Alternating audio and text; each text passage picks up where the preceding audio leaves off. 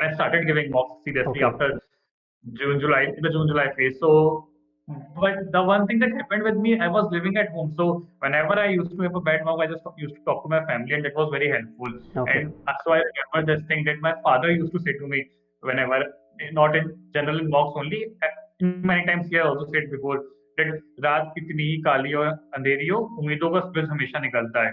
So I used to remember this thing. Okay, things will improve. Things will improve.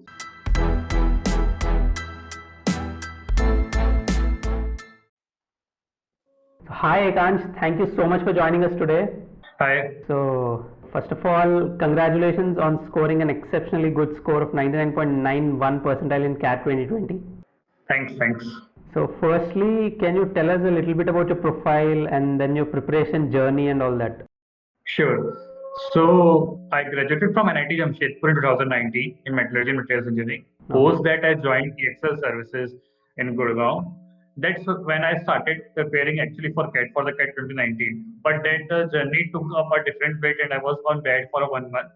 Okay. So I was not able to prepare well for CAT 19 and scored 97.97 percentile. That was the moment. Even after giving the exam, I decided that okay, I will give it another shot. I am not going to settle up this year. So for this year, I started preparation around in the March, but then lockdown happened and we started working remotely. And I was in Gurgaon at that time, so I need to study. I need to study, work, and maintain my daily course because there was no maids and all at that time. So at that time, I was not able to study. But I remember I enrolled in Cracku in March only because I was solving the daily task problems that was there from Cracku that I used to solve regularly. This lockdown happened, so it was a bit disaster for a while. But my real preparation started when I come to my hometown in May. That's when I started actually studying for the part and try to cover up the syllabus because I have covered it once before, so I started covering it again, and it was done in July. And then I started giving mock seriously. That's a little brief about my journey. Great. So you're a working professional and you gave CAT while you were working. So can you tell us a little bit about that? How did you manage your preparation? What was your timetable? So what I work for an US client, so my office starts at 12 and I work till 10 in the night. So after working for 10 days, it's very difficult to study, honestly. So what I used to try that I can wake up as early as possible, like in 6 or 5, and try to cover as much as I can do in the weekdays before 12.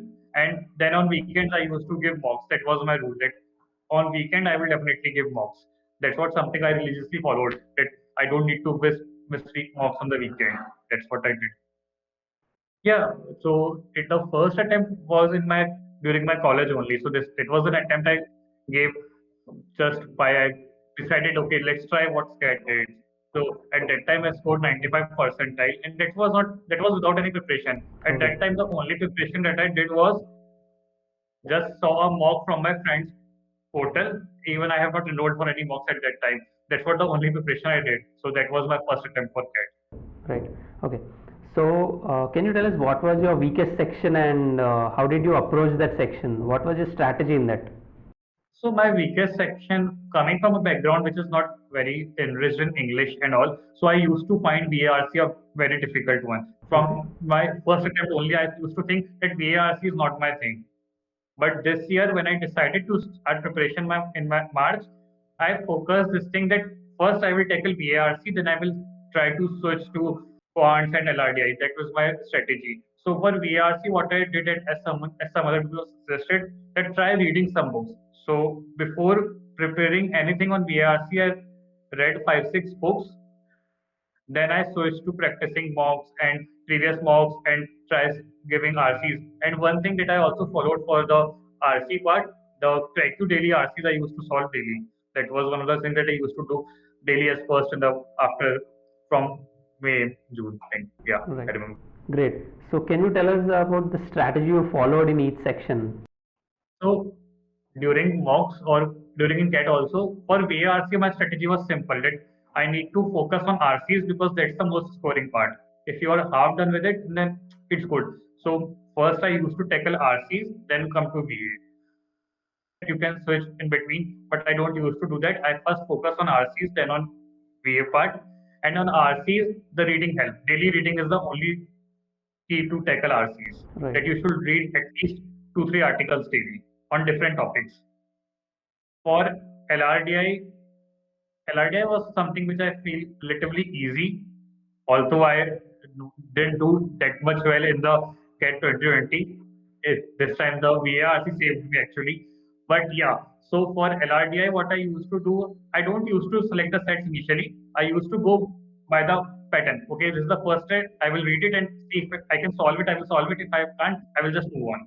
So that was my thing for LRDI. For quants, it was simple. Just go by the flow and try solving again. So, as an if I talk about something specific to a section, I will just say that at times it will be happen in mocks that this particular section they will make immensely tough that you will think, okay, I'm not going to score in this much. It can be VARC, it can be LRDI. Just don't stop there. Like this happened in CAT 2020 also in the slot third. I was having slot third only, and LRDI it was tough. Okay. Some people stop there. Okay, we have now done well in the LRDI. Now we cannot score. So that's not the thing. Should not stop at that particular section. You should just try to move on. That's the only key that one should remember. Don't get stuck, emotionally stuck or attached to a section.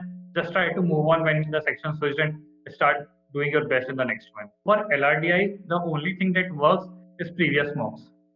Okay. That one should follow those things as a Bible or something that, okay, I want to do this. This is something that I will complete.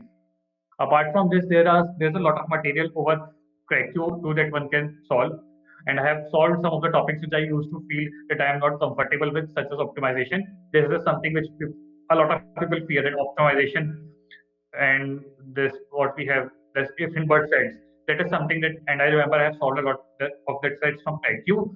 Apart from this, previous mocks is a must thing. One cannot score good in CAT if he is not comfortable with previous mocks of various coachings. So that is one thing that one should definitely do.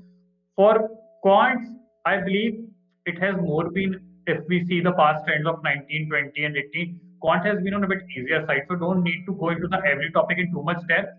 Just try to cover the basics. That will be sufficient and practice a lot in quants. Great. So, during your mocks, were there any instances where you were demotivated with your low mock scores? And if yes, how did you handle that? Yeah, definitely. So this happened in the July when I started giving mocks seriously after June, July, in the June, July phase. So, but the one thing that happened with me, I was living at home. So whenever I used to have a bad mock, I just used to talk to my family, and that was very helpful. Okay. And so I remember this thing that my father used to say to me whenever, not in general in mocks only, many times he also said before that रात कितनी ही काली और अंधेरी हो उम्मीदों का सूरज हमेशा निकलता है. So I used to remember this thing. Okay, things will improve. Because what happened when I started giving mocks, I scored lower than the marks that I have scored in the actual CAT 19. So that was something I was not looking to and not expected. So that's what it has helped me a lot. The quote says in every that रात कितनी घनी और काली हो उम्मीदों का सूरज हमेशा निकलता है. So in English it means that it doesn't matter how dark is the night. There is always a dawn at the end. So that's what it means. Right. Great. So can you tell us how many mocks did you take and how many hours of analysis you spent on each mock? So almost I have in this CAT 20 part I have taken almost 50 mocks, I remember. Okay. Around 50 mocks I remember, and each mocks require different time. It is not like in this mock I will take 3 hours, like I have to sit for 3 hours. It may happen in some mocks that okay I have done well in some section and it won't require much time. So and it should decrease. Ideally your time of mock analysis should decrease with time. For example, if you are spending 3 hours in July in analyzing a mock, you should not spend 3 hours in November in analyzing a mock or in October. It should decrease because you might be well aware about the mistakes that you were doing in July and you are not doing it again. So it should decrease. Your mock time should decrease, mock analysis time should decrease with time. That I believe. Okay. So can you tell us what were some of the biggest mistakes you've done during your CAT preparation and how did you learn from them? Yeah. Some of the biggest mistakes that I did, I remember, just running or by getting failed, like what I say, how do you say it? So just think about this thing that you have some biases. That for me, my bias was I cannot score well in English in VARC section. That was my bias. And I was just thinking, okay, I will try to maximize my scores in the LRDI and quants, and I will just score the bare minimum in a VARC. But that should not be the thing. That should I recovered it. I recovered. This was my bias that was running in that 2019 attempt too, and I did. That's why I also failed. That was the reason that I failed there too. So this should not be there. It should not be run by your biases. Scoring, trying to score very high in two sections and just leaving one section in a bare minimum can work for some exceptionally well people, but it cannot work for everyone. So my one of the biggest have, if you have three things at your hand, try doing well in all the three things, then doing well in just two things, exceptionally well in two things, and just saving one thing for its sake. So this is not which I believe should work. You should try to balance out all the three sections. That is one of my biggest lessons. For two options in an RC, that like earlier I used to face a lot of difficulties, and that's where I realized that if you are having difficulties in two options, you have not read the options clearly. So either you can just go and read the relevant paragraph and come back to options, or you can just skip. Just don't waste time on that question. Moving on, I again say is the very important part of the preparation. If you are not able to move on quickly, you will get stuck and the scores will fail. Right. Great. So can you tell us how was it on CAT day? Like, did it go as per your strategy? What surprises did CAT throw? So surprises was there more for the slot one definitely this time, because even not knowing what is going to be the pattern of the paper, that was not revealed by and all. So that was something. But till slot three, you were knowing okay, this much questions will be there in VRC, this much in LRDI. There will be two sets of six questions. So I again this time I was with my biases that when in LRDI I will try to solve the six sets question first, and that was my bias. That was Okay. that these are maximum scoring, then I will try to solve that.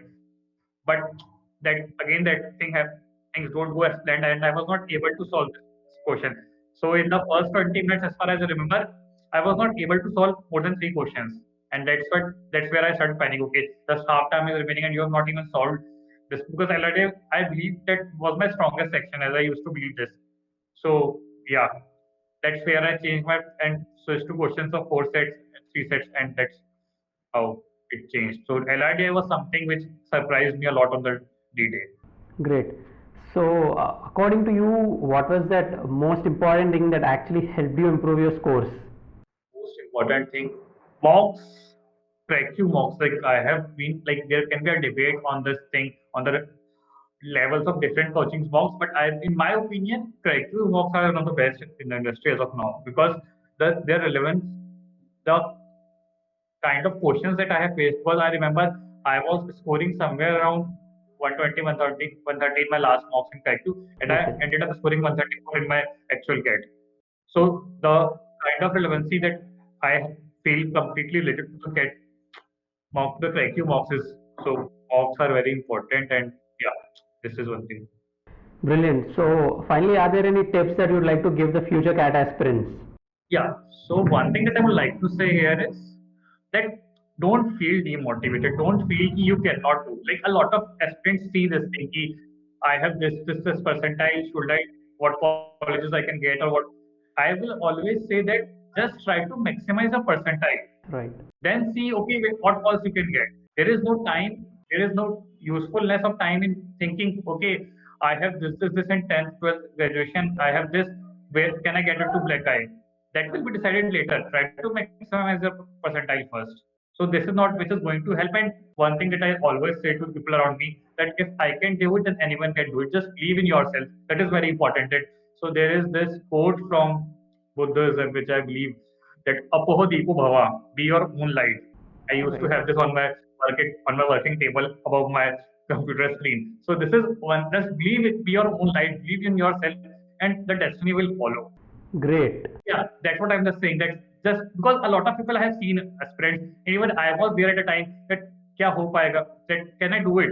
Will I be able to score that? So no one can say as of now. But just believe in yourself, believe in the process, keep doing it. The results will be there. Brilliant. Thank you so much, Ekansh. It was great talking to you today, and thank you so much for your valuable insights. Thanks.